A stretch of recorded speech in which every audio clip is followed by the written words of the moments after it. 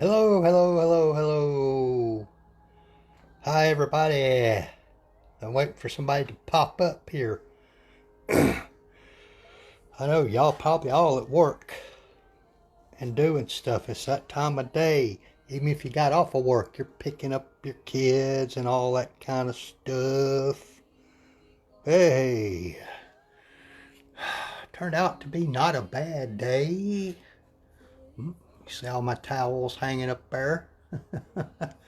And all my mess I made on my work cart, all my buffers and polishes and all that kind of stuff, and got my stand-up light here so I could see what I was doing and inspect my work. Hey, somebody's there, somebody's there. I wonder who that is. Who is that? Who is that? Who is that? Welcome back. Man, I'm pretty much done buffing. You may recall, oh, two people watching. Man, I had to wet sand a lot of that. I can't see who that is. Oh, Rudy Horn, how you doing, bear? Your Honor. I don't know if you're a Your Honor, you're more anymore, but hello to you, Rudy. This has been a saga, a long saga. This vehicle here belongs to one of my customers.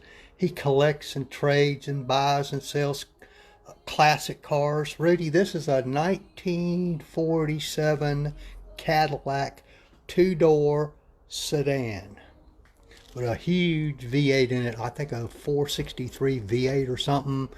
And I've been working on the paint for the whole car for, shoot, over a week now, Rudy. Over a week. I just finished buffing it. And wet sanding and damp sanding and compounding and polishing this big old beast. Look at the length of that hood, Rudy.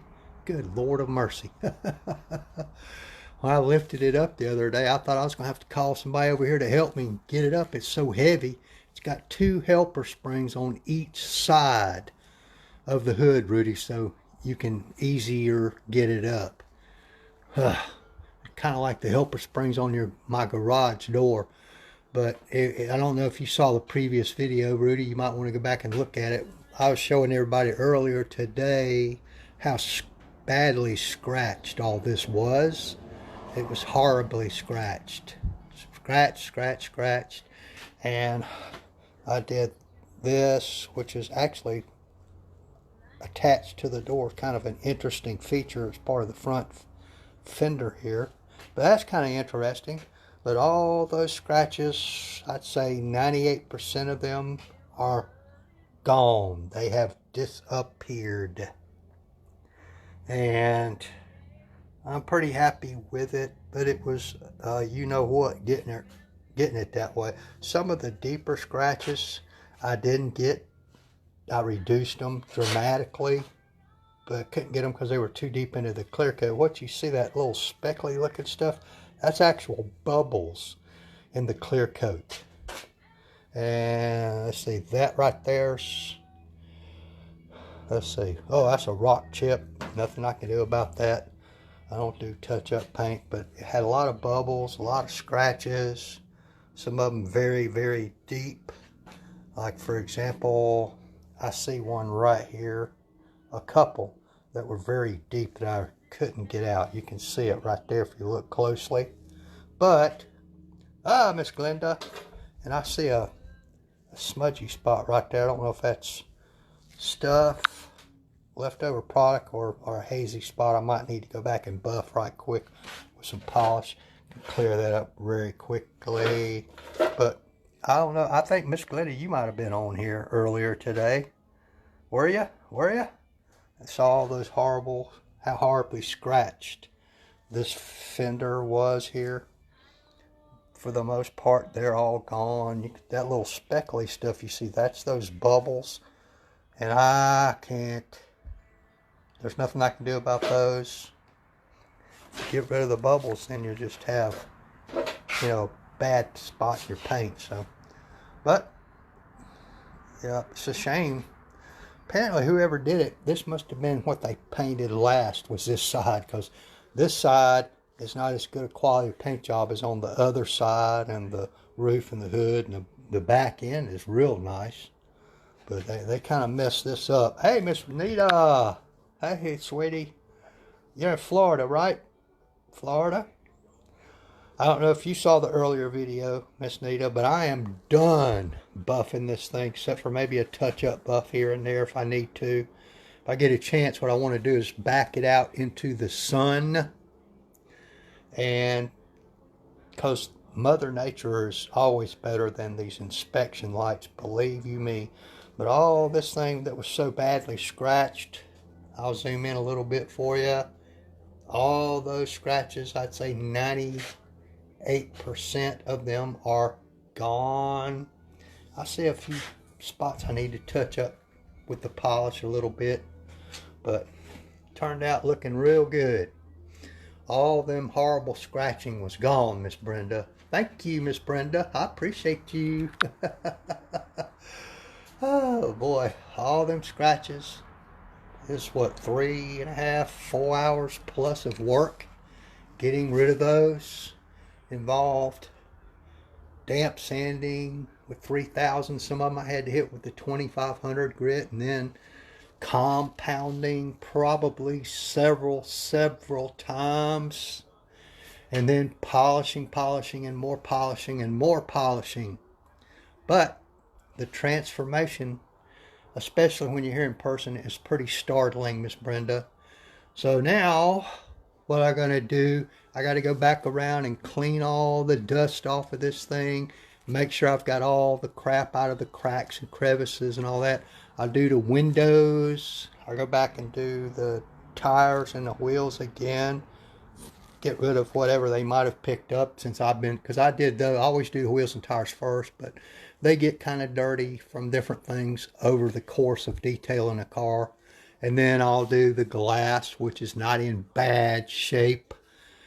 Brenda, you'll probably appreciate this. I'll probably use one of my glass cleaners, not the glass polishes, glass cleaner, and most likely magic eraser on the windows. The tempered ones, not the rear view mirrors. They're not tempered, but the tempered glass. I will use the magic eraser on, and then I'll go back and hit it with my whatever glass polish I happen to grab a hold to, buff them down, and they'll be fine. And I may go back around and try to polish up some of the things like that, and will go around and repolish the chrome. All the chrome's been polished and everything, so I'm on the downhill slide now, Brenda. And then the very last thing I'll do is put a high quality sealant on this paint. It has some protection in there with it, so that all this stuff is sealed in. I may go back in some of these bad spots in the paint, like you see a bad spot right there where it's turning loose for whatever the reason here. I may go back with the Optimum Clear Coat Restore and just put a little bit over the tops of those spots, so that hopefully it will retard any further damage that environment, changes in temperature, humidity, and all that kind of stuff might cause. So, and there's a few places all around the car like that. Now, what I want to do is go back and hit those with a little bit of Clear Coat Restore, which is literally a wipe-on, self-leveling clear coat. Hey, Mr. Pat, Mr. Welsh, Mr. Mrs. The picture shows both of y'all. It's all done buffing, Mr. Welsh. All done, Pat.